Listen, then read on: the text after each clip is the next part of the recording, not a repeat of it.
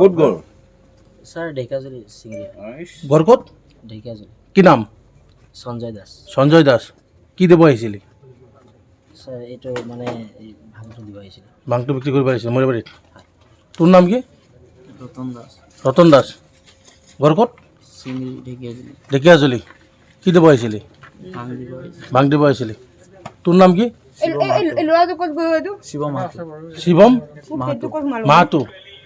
কি দিব আহিছিলি মৰিবাৰীত ভাঙ দিব ভাং দিব আহিছিলি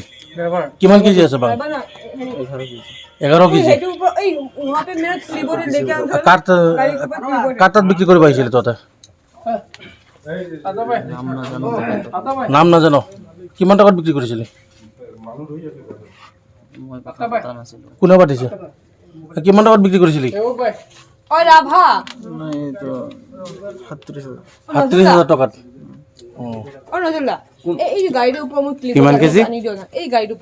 কিমান কেজি 11 কেজি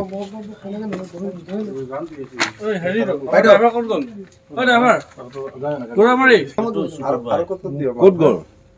স্যার ঢেকাজুলি সিংড়িয়া ঘৰ ক'ত ঢেকাজুলি কি নাম সঞ্জয় দাস সঞ্জয় দাস কি দিব আহিছিলি স্যার এইটো মানে এই ভাঙটো দিব আহিছিল ভাংটো বিক্ৰী কৰিব আহিছিল মৰিবাৰীত তোৰ নাম কি ৰতন দাস ৰতন দাস ঘৰ ক'ত সিংড়ি ঢেকাজুলি ঢেকীয়াজুলি কি দিব আহিছিলি ভাঙ দিব আহিছিল ভাং দিব আহিছিলি তোৰ নাম কি শিব মাহাতো শিৱম মাহাতো মাহাতো কি দিব আহিছিলি মৰিবাৰীত ভাঙ দিব ভাং দিব আহিছিলি কিমান কেজি আছে ভাং 11 কেজি 11 কেজি কাৰ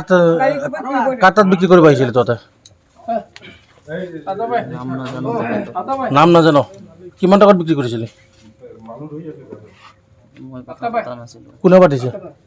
কিমান টকাত বিক্ৰী কৰিছিলি নাই এইটো 37,000 37,000 টকাত কিমান কেজি